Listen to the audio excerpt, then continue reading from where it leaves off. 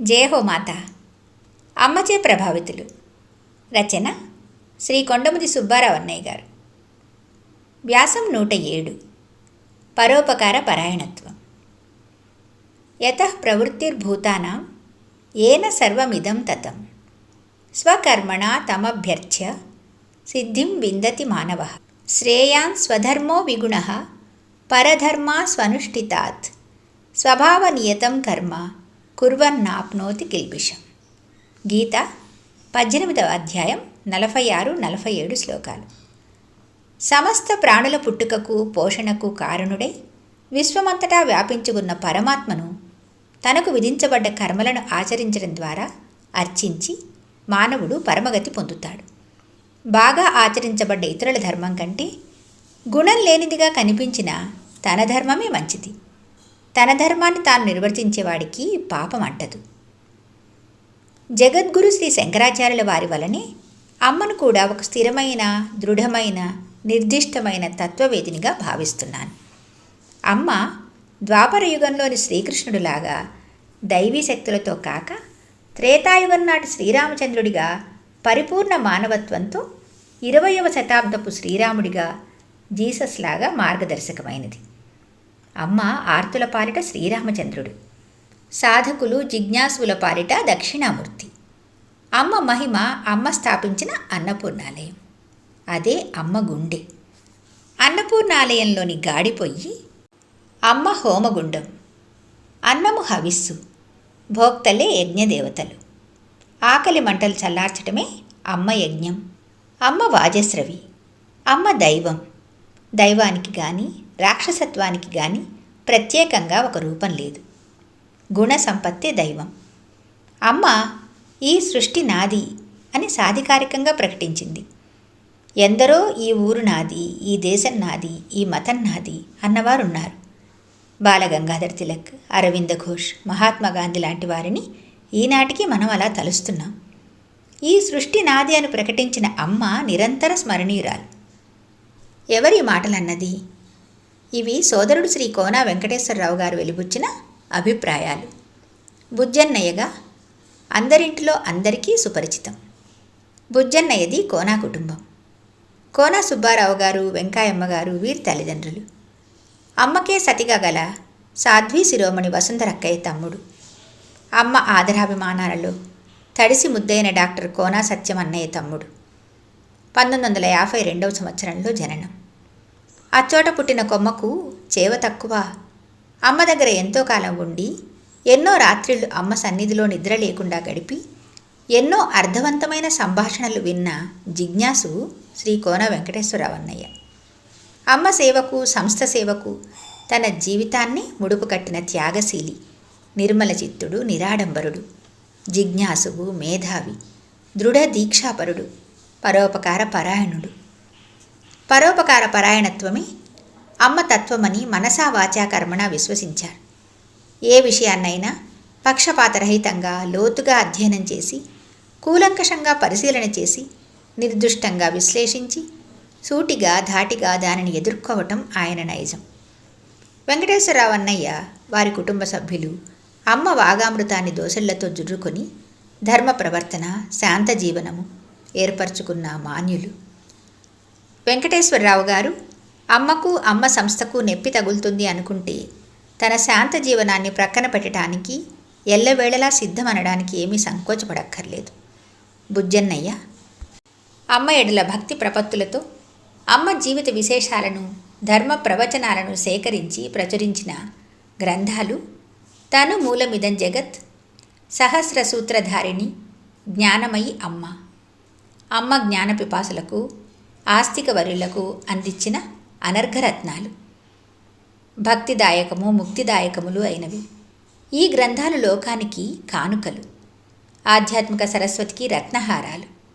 అమ్మ శ్రీచరణాలకు బుజ్జన్నయ్య సమర్పించిన తన హృదికి, మదికి సంకేతాలు. ఆయన మాటల్లోనే, అమ్మతో నాకు గల చనువు తలుచుకుంటే ఈనాడు నాకెందుకో ఒళ్ళు జల్దరిస్తుంది, భయాన్ని కలగజేస్తుంది, ఒళ్ళు పులకరింపచేస్తుంది, ఆనందంతో మనసు పరవశిస్తుంది, ఒక రకమైన దిగులుతో కళ్ళనీళ్ళొస్తున్నాయి. కానీ మరుపుకు రావటం లేదు. అమ్మ కనపడని జీవితం నిర్వీర్యంగా, నిశ్చయంగా, నిస్సారంగా, శూన్యంగా అనిపిస్తున్నది. అంతటి భక్తి ప్రపత్తులు అన్నయ్యవి. అమ్మతో ఉన్నది అమ్మను కుటుంబానికి పెద్దగా, ఆదర్శమూర్తిగా మాత్రమే చూసిన అన్నయ్య క్రమేణా ఒక యోగిగా, సమాజాన్ని ఉద్ధరించిన వ్యక్తిగా చివరకు అమ్మను దైవంగా అవగాహనకు వచ్చాడు. అమ్మను అడగకుండా, అమ్మ చెప్పిన దానికి భిన్నంగా ఏనాడు ప్రవర్తించలేదు. అమ్మ చెప్పినట్టు నడుచుకున్నాడు. మొదట ధిక్కారం గోచరించిన అమ్మను ఏనాడు మరో రకంగా చూడలేదు. 1973 జనవరి చివరి వారం, 1981 ఫిబ్రవరి 16 మధ్యకాలంలో అమ్మ దగ్గర ఆడాడు, పోట్లాడాడు. అమ్మ దగ్గరకు పోకుండా చాలా కాలం ఉన్నాడు. ఏమైతేనే అమ్మ దగ్గర అనేక సంవత్సరాలున్నాడు. కనీసం 1000 రాత్రులన్నా అమ్మ మంచం పక్కనే నిద్రించాడు. జిల్లెళ్ళ ముడిలో ఉంటే అమ్మ దగ్గర కాకుండా మరో చోట లేడు. అక్కడ ఉన్న రోజుల్లో అమ్మ చేసిన సంభాషణ విన్నాడు. అమ్మతో అన్నయ్య అన్న మాటలు, అమ్మ అన్నయ్యతో అన్న మాటలు గుర్తుపెట్టుకునే తన జీవితాన్ని మలుచుకున్నాడు. అమ్మ దగ్గర జరిగిన అనేక సేవా కార్యక్రమాలలో, సంస్థ అభివృద్ధి కార్యక్రమాలలో బుజ్జన్నయ్య పాత్ర మరపురానిది. ఆయన చేసిన పనులు అంతకు మునుపు ఎవరూ సాహసించనివి.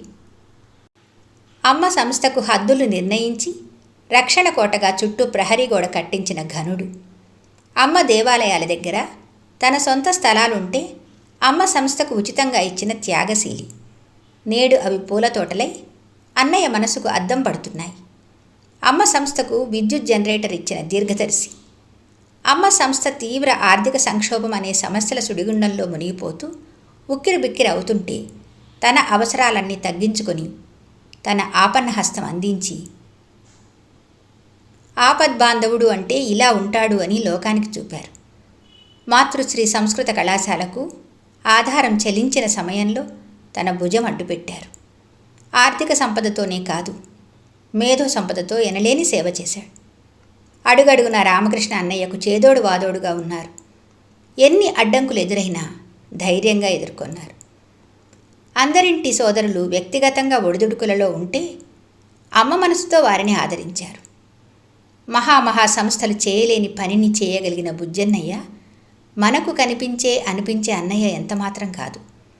కాళ్ళు భూమిలో ఎంతో లోతుగా ఉన్నాయి. తల ఆకాశానికంటే ఎంతో ఉన్నతంగా ఉన్నది. ఆయన స్మరణం జిల్లెళ్ళముడిలో ఉన్నంతవరకు ఆయనకు మరణం లేదు. కోనా కుటుంబం జిల్లెళ్ళముడిలో వేళ్ళూనుకున్నది. జయహో మాత. వ్యాసం 108. మరో హైమక్కయ్య. అమానిత్వమదంభిత్వం అహింసా క్షాంతిరాజ్యవం. ఆచార్యోపాసనం శౌచం స్థైర్యమాత్మ వినిగ్రహ. ఇంద్రియార్థేషు వైరాగ్యం అనహంకార ఏవచ. జన్మ మృత్యు జరా వ్యాధి దుఃఖ దోషానుదర్శనం. అసక్తిరనభిష్వంగ పుత్రదార గృహాదిషు. నిత్యం చ సమచిత్తత్వం ఇష్టానిష్టోపపత్తిషు. మయి చానన్య యోగేన భక్తిరవ్యభిచారిణి. వివిక్తదేశసేవిత్వం అరతిర్జన సంసది. అధ్యాత్మజ్ఞాన నిత్యత్వం తత్వజ్ఞానార్థదర్శనం. ఏతజ్ఞానమితి ప్రోక్తం అజ్ఞానం యదతోన్యథా. గీత 13వ అధ్యాయం 8, 9, 10, 11, 12 శ్లోకాలు. తనని తాను పొగుడుకోకపోవడం, కపటం లేకపోవడం, అహింస, సహనం, సరళత్వం, సద్గురు సేవ, శరీరాన్ని మనసును పరిశుద్ధంగా ఉంచుకోవడం, స్థిరత్వం, ఆత్మనిగ్రహం, ఇంద్రియ విషయాల పట్ల విరక్తి కలిగి ఉండటం, అహంకారం లేకపోవడం, పుట్టుక, చావు, ముసలితనం, రోగం అనే వాటి వల్ల కలిగే దుఃఖాన్ని, దోషాన్ని గమనించడం, దేని మీద ఆసక్తి లేకపోవడం, ఆలుబిడ్డలు, ఇళ్ళు వాకిళ్ల పట్ల వ్యామోహం లేకపోవడం, శుభాశుభాలలో సమభావం కలిగి ఉండటం, నా మీద అనన్యము అచంచలము అయిన భక్తి కలిగి ఉండటం, ఏకాంత ప్రదేశాన్ని ఆశ్రయించడం, జనసమూహం మీద ఇష్టం లేకపోవడం, ఆత్మధ్యానంలో నిరంతరం నిమగ్నమై ఉండటం, తత్వజ్ఞానం వల్ల కలిగే ప్రయోజనాన్ని గ్రహించడం, ఇదంతా జ్ఞానమని చెప్పబడింది. దీనికి విరుద్ధమైంది అజ్ఞానం. ప్రతి కదలికలో, ప్రతి చర్యలో ఒక మాధుర్యం. ప్రతి చూపులో ఒక ప్రేమ తరంగం, ప్రతి స్పర్శలో ఒక వాత్సల్య భావన, ప్రతి మాటలో ఒక కారుణ్య వెల్లువ, ప్రతి ఆలోచన ఆత్మీయత అనుబంధాల అభివృద్ధి కొరకే. జిల్లెళ్ళముడి అందరిలో ఏ పని చేయవలసి వచ్చినా ఏ తేడా లేకుండా అది ఎంత కష్టమైనా సాధ్యం కాదని అందరూ వారిస్తున్నా వరి నాట్లు కానీ, కోతలు కానీ, ఇళ్ల నిర్మాణ పనులు కానీ చిరునవ్వు చెదరనీయక, అలసటను శరీరంలోనే అణిచి మోము మీదకు రానీయక ప్రతి పని తన కర్తవ్యం అన్నట్లు నిర్వహించేది.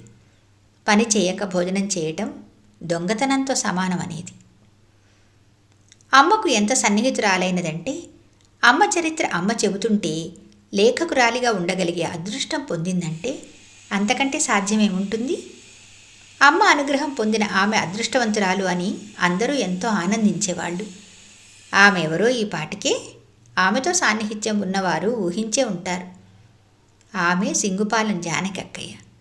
జానకి అనగానే అయోనిజ, పరమ పవిత్ర, రామధ్యాస తప్ప అన్యమెరుగని సాధ్వీమణి, సతులందరికీ ఆదర్శమూర్తి, మనసులో ఉత్తుంగ తరంగితమవటం మనందరికీ తెలిసిందే. అక్కయ్య జిల్లెళ్ళముడికి 1960 ప్రాంతంలో వచ్చింది. వచ్చిన దాది అమ్మను అర్చిస్తూ అమ్మ మాటలు చేతలు తనను ప్రభావితం చేస్తుంటే ఆ ప్రభావసారం తన నరాన ఎక్కించుకున్న ఆదర్శ నారి సింగుపాలెం జానకి అక్కయ్య రేపల్ల తాలూకా సింగుపాలెంలో తొట్టెంపుడి రాఘవయ్య సత్యవతమ్మ దంపతుల ప్రథమ పుత్రిక.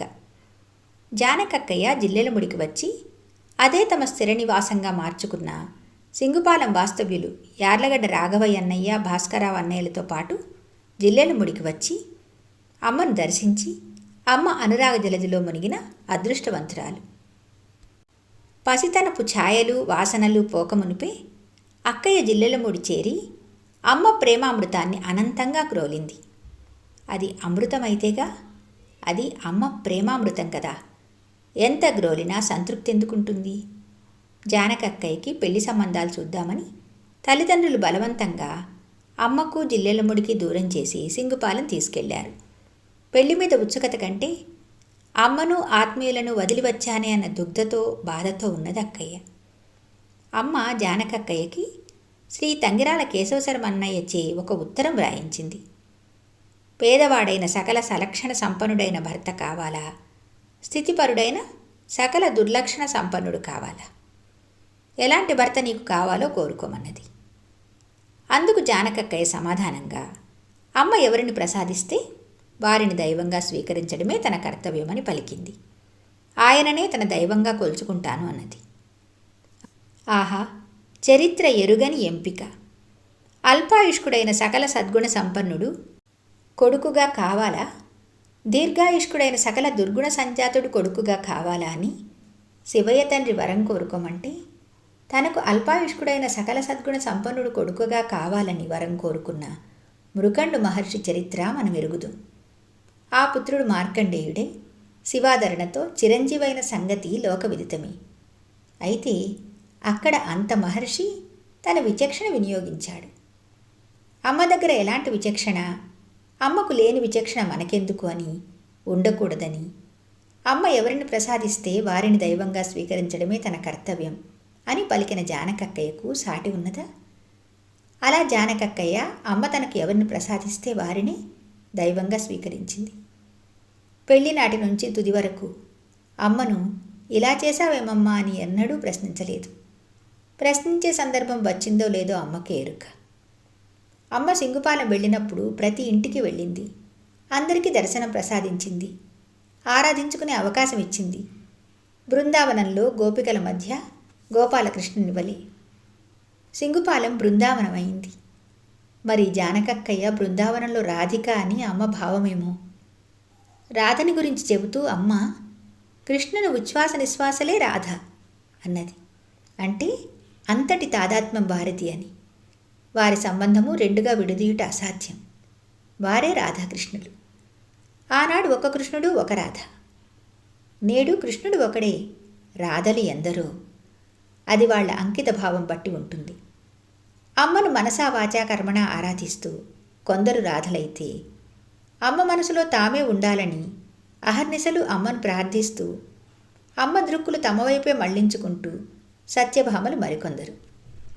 రాధస్థితి ఇంకా అత్యున్నతం కదా. జానకక్కయ్య కూడా అమ్మను గురించిన నిరంతర చింతనలో ఉండేది. ఏ పని చేసినా అమ్మ ఆలోచనే. చేట చీపురు, రోకలి తిరగలి 4 వేదాలని అమ్మ అన్నట్లుగా జానకక్కయ్య భర్త సేవ, గొడ్ల సేవ, బిడ్డల సేవ, అతిథి అభ్యాగతుల సేవ, సేవక వర్గానికి చేసే సేవ, దేనిలోనైనా అమ్మను దర్శించి అమ్మ సేవగా భావించింది. తన ఉచ్ఛ్వాస నిశ్వాసలలో అమ్మనే దర్శించింది. ఎవరు వాళ్ళ ఇంటికి వచ్చినా అక్కయ్య చూపే ఆదరణకు, ఆప్యాయతకు అవధులు ఉండేవి కావు.